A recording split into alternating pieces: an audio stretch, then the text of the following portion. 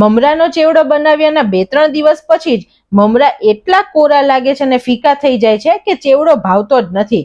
તો હવે આવું નહીં થાય. વિડીયોમાં એવી ટિપ્સ આપી છે જેનાથી ચેવડો પહેલા દિવસે જેટલો ટેસ્ટી અને ક્રિસ્પી છે તેટલો જ 20-25 દિવસ પછી પણ રહેશે.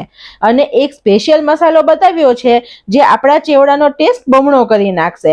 ફ્રેન્ડ્સ, રેસીપી તો તમને ગમશે તો ચેનલને સબસ્ક્રાઇબ જરૂર કરજો. Happy cooking, enjoy eating. સૌથી પહેલા અત્યારે 2 કપ એટલે કે 150 ગ્રામ જેટલા મમરા લીધા છે. આ મમરા બાસમતી મમરા છે, તેનો સ્વાદ ખાવામાં બહુ જ મસ્ત લાગે છે. હવે મમરાને ઘઉં ચાળવાની ચાળણીથી ચાળી લઈએ જેથી કોઈ કચરો કે ધૂળ હોય તો તે મમરામાંથી નીકળી જાય. હવે આ ચાળેલા મમરાને આપણે કાઢી લઈએ. હવે મમરા શેકવા એક પેન મૂક્યું છે, તેની અંદર આપણે મમરા લઈ લઈએ. આપણે તેને તેલ કે ઘી વગર જ શેકવાના છે. અત્યારે ગેસની ફ્લેમ એકદમ સ્લો રાખી છે. ફ્રેન્ડ્સ, આ સ્ટેપ ખૂબ જ જરૂરી છે. જો આપણા મમરા હવાયેલા હશે ને તો પછી જ્યારે આપણે મમરા વઘારીને ચેવડો બનાવશું ને ત્યારે તે પણ હવાયેલો બનશે. હવે 2-3 મિનિટ જેટલો સમય થઈ ગયો છે. આપણે 2-3 મમરાને આવી રીતે દબાવીને જોવાના. તરત જ સરસ ભૂકો થઈ જાય અથવા તો તમે ચાખીને પણ જોઈ શકો છો. તો અત્યારે આ રેડી છે. આપણે ગેસની ફ્લેમ બંધ કરી અને મમરાને બીજા વાસણમાં કાઢી લઈએ. હવે આપણે તળવા માટે તેલ ગરમ મૂક્યું છે અને ગેસની ફ્લેમ અત્યારે મીડિયમ રાખી છે. અત્યારે આ 70 ગ્રામ જેટલા મકાઈના પૌવા લીધા છે. એપ્રોક્સ 1 કપ જેટલા છે. અને આ મકાઈના પૌવા છે તે રેડીમેડ જ માર્કેટમાં મળે છે. હવે તેલ ગરમ થયું છે કે નહીં તે ચેક કરવા માટે આપણે થોડો ટુકડો નાખીએ. હજી આપણે તેલને 2 મિનિટ ગરમ થવા દઈએ, કેમ કે તમે જુઓ આપણા પૌવા સરખું તેલ નહોતું થયું તો કેટલા કડક ફૂલ્યા નહીં અને તેલ પણ ભરાઈ ગયું. તો આવા પૌવા આપણે ઉપયોગમાં નહીં લેવાના. ફરીથી આપણે એક નાખીને ચેક કરીએ. તમે જોઈ શકો છો હવે ફટાફટ ઉપર આવ્યું અને સરસ ફૂલી ગયું. તો અત્યારે આ તેલ પ્રોપર છે. હવે આપણે આને તળી લઈએ. આપણને બધા સાથે તળતા નહીં ફાવે, કેમ કે ફ્રેન્ડ્સ આ ફૂલે છે ત્યારે બહુ મોટા મોટા થાય છે. તો આપણે અત્યારે 2-3 વખતમાં તેને તળી લેવાના. આપણે એને પણ થોડા ક્રિસ્પી કરવાના છે. તેલ સરખું ગરમ હશે તો ફ્રેન્ડ્સ આપણા પૌવા આવી રીતે સરસ તેલ ભરાયા વગરના તળાશે. હવે આપણે આને એક બાઉલમાં લઈએ છીએ. હવે આપણા પૌવા ગરમ છે ત્યાં જ આપણે 2 પિંચ જેટલું મીઠું એડ કરી દઈએ અને અડધી ચમચી જેટલું લાલ મરચું એડ કરી દેવાનું અને અડધી ચમચી જેટલી ખાંડ એડ કરી દઈએ છીએ. હવે આ બધું સરસ મિક્સ કરી દેવાનું. હવે આ 1 વાટકી જેટલા કાચા સિંગદાણા લીધા છે જેને તળી લઈએ. આવી રીતે જારામાં લઈને આપણે તળશું ને ફ્રેન્ડ્સ તો તે સરખા તળાશે અને આપણને કાઢવામાં પણ બહુ ટાઈમ નહીં લાગે. ફ્રેન્ડ્સ, બધી નાની નાની વસ્તુઓ છે પણ આ આપણી રસોઈને એકદમ ઇઝી બનાવી દે છે. તમે જુઓ ફૂટે પણ છે અને ક્રેક્સ પણ આવે છે. હવે આ સિંગદાણાને પણ આપણે કાઢી લઈએ છીએ અને બીજી બેચ તળી લઈએ. હવે આપણે 3 નંગ મીડિયમ અડદના પાપડ લીધા છે, જે સિંગલ મરીના આવે છે તે જ લીધા છે. હવે આને આપણે 2 કટકા કરી અને પછી તળી લઈએ.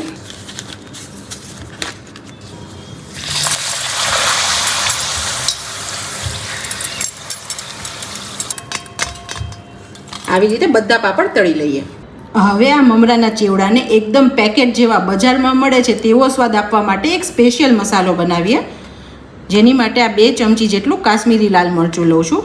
અત્યારે બધું આપણે મિક્સીની જારમાં જ એડ કરીએ છીએ. આ 1 ચમચી ધાણા જીરું પાવડર છે, અડધી ચમચી જેટલી હળદર છે, 2 પિંચ જેટલી હિંગ એડ કરું છું. મસાલાની 1 ચમચી સંચળ એડ કરું છું. અત્યારે 1/4 ચમચી જેટલું જ મીઠું એડ કરું છું. અડધી ચમચી જેટલો ચાટ મસાલો એડ કરું છું. આપણે મીઠાનું પ્રમાણ એટલા માટે ઓછું રાખ્યું કે આપણે સંચળ પણ નાખ્યું છે અને ચાટ મસાલો પણ નાખ્યો છે. તો તમે તમારા સ્વાદ પ્રમાણે પ્લસ માઇનસ આમાં કરી શકો છો. આ 1 ચમચી જેટલો આમચૂર એડ કરું છું. ફ્રેન્ડ્સ, આપણે જ્યારે બહારથી મમરા લાવીએ છીએ ત્યારે તે ખટાશ અને ગળપણવાળા હોય છે, પણ બહાર જે પેકેટમાં મળે છે તેમાં આ લોકો લીંબુના ફૂલનો ઉપયોગ કરે છે, ક્રશ કરેલા. પણ આપણે ઘરમાં લીંબુના ફૂલ નથી વાપરતા તો અત્યારે આપણે આમચૂર એડ કર્યું છે. ફ્રેન્ડ્સ, આ રીતે તમે મમરાનો ચેવડો બનાવશો ને તો લગભગ 20 થી 25 દિવસ સુધી તમે સાચવી શકો છો. ડબ્બો ભરીને ખાઈ શકો છો. પણ ફ્રેન્ડ્સ, એટલા ટેસ્ટી છે ને કે ડબ્બો 15-20 દિવસ ચાલતો જ નથી. હવે આપણે 3 રૂટીનની રેગ્યુલર ચમચી હોય તે ભરીને દળેલી ખાંડ એડ કરીએ છીએ. જનરલી ઘણા લોકો એવું કરતા હોય છે કે મસાલો વાડકીમાં મિક્સ કરી અને પછી જ નાખી દે છે, પણ એના કરતાં તમે ફ્રેન્ડ્સ આવી રીતે મિક્સરમાં એકવાર ક્રશ કરીને નાખશો ને તો બધા મસાલા એકબીજા સાથે સરસ મર્જ થશે અને ટેસ્ટ બહુ પ્રોપર આવશે. જો તમને ભાવતો હોય તો તમે આમાં કિચન કિંગ મસાલો પણ એડ કરજો, અડધી ચમચી. તેનો સ્વાદ પણ મસ્ત આવે છે. હવે આપણે આને એકવાર ક્રશ કરી લઈએ. તમે જોઈ શકો છો કેટલો મસ્ત કલરનો મસાલો બનીને રેડી થયો છે. ફ્રેન્ડ્સ, આ મસાલો એકદમ ચટપટો લાગે છે. આને તમે સેન્ડવિચમાં મેયોનીઝની અંદર 1 ચમચી મિક્સ કરીને લગાવશો ને તો પણ બહુ જ મસ્ત સેન્ડવિચ બનશે. ઇવન તમે કોઈ પણ ફરસાણ નમકીન બનાવો, ફરસી પૂરી વગેરે તેની પર પણ નાખશો તો બહુ જ સરસ ટેસ્ટ લાગશે. આ મસાલાને 2 થી 3 મહિના માટે આપણે સ્ટોર પણ કરી શકશું. હવે આપણે જે સિંગદાણા તળીને નાખ્યા હતા તે સ્વાદમાં ફીકા હોય કારણ કે તેમાં ખારાશ નથી. તો આપણે આ જે મસાલો બનાવ્યો ને ફ્રેન્ડ્સ તે અડધી ચમચી જેટલો આપણે આમાં એડ કરી દઈએ, જેથી આપણા સિંગદાણા પણ ટેસ્ટમાં બહુ જ મસ્ત બની જશે. આપણી મસાલા સિંગ પણ બનીને રેડી થઈ ગઈ.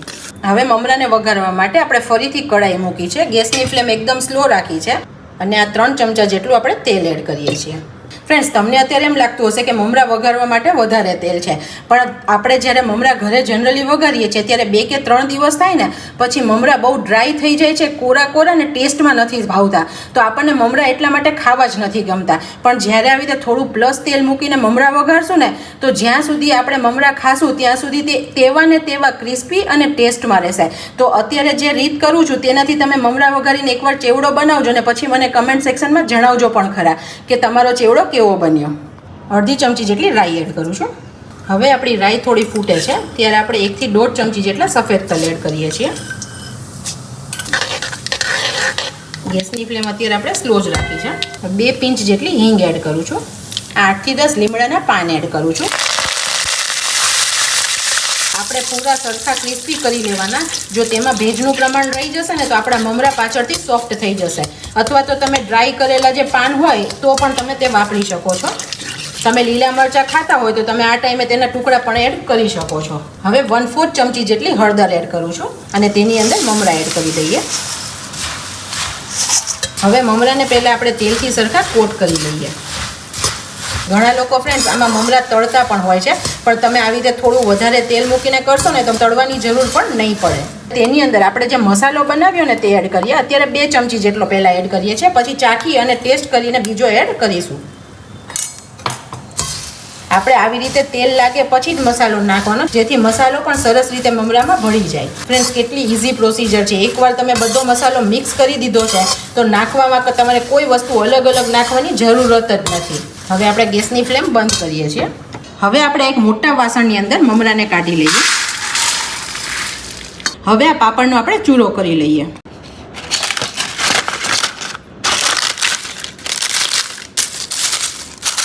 હવે આ પાપડને આપણે આમાં એડ કરી દઈએ. હવે પૌવા આપણા ઘણા મોટા છે તો આપણે તેને પણ હાથેથી થોડા દબાવી દઈએ. હવે આપણે મમરામાં પૌવાને પણ એડ કરી દઈએ. હવે સિંગદાણાને એડ કરી દઈએ. હવે તીખી બુંદી છે તેને એડ કરીએ છીએ. આ ઓપ્શનલ છે પણ આનો સ્વાદ અને ક્રંચ બહુ જ સરસ લાગે છે. અને હવે ઝીણી સેવ એડ કરીએ છીએ.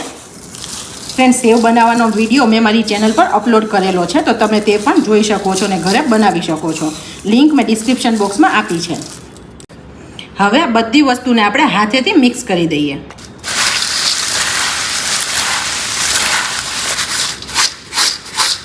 હવે આપણે આ ચેવડાને મસ્ત કલર દેવા માટે તેની અંદર 1 થી 1.5 ચમચી જેટલું લાલ મરચું ઉપરથી નાખીએ છીએ